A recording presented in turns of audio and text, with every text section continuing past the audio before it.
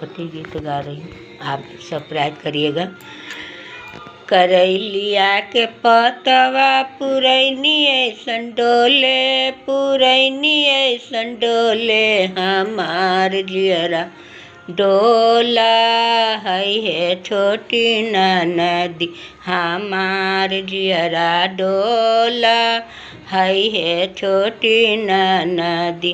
बाबा दिहले टिकावा से हो रे हम तेजल से हो रे हम तेजली, बल मुआ